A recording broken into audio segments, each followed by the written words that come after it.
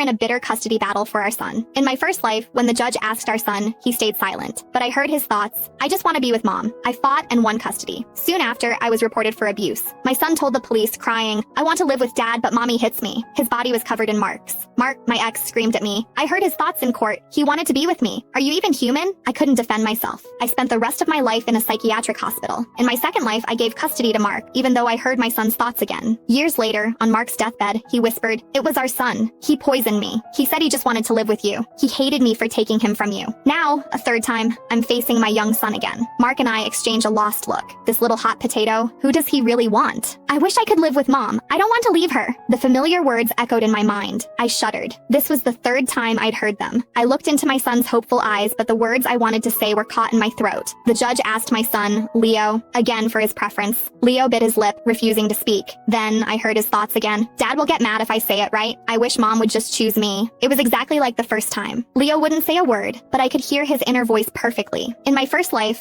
even though my financial situation was worse than Mark's, I had promised I would never remarry or have other children. The judge was moved and granted me custody. To make up for his absent father, I poured every ounce of my time and energy into Leo. I gave him the best of everything, but all my devotion earned me was an accusation of child abuse and my son's heart-wrenching screams. I hate mommy. I wanted to live with dad from the start, but she wouldn't let me. The memory of my first life was still seared into my mind. I wasn't going through that again. I pretended not to see his pleading eyes and turned my head away. The judge sighed. In that case, the court will decide based on which parent can provide a more stable and— No! Mark's voice boomed through the courtroom. I object! The judge frowned, annoyed. Mark struggled to compose himself. I request a recess. We need to discuss this privately. The judge agreed. 10-minute recess. Mark dragged me into a side room and got straight to the point. You've been reborn too, haven't you? When I nodded, Mark cursed under his breath. Last time his thoughts told me he wanted to live with me. He said you were mean to him. That's why I fought so hard to get custody. I nodded slowly. What I heard was the exact opposite. Mark stared at me, his expression a mixture of confusion and dread. Maybe you should take him, Mark said, his voice strained. In my last life, he wanted to be with you.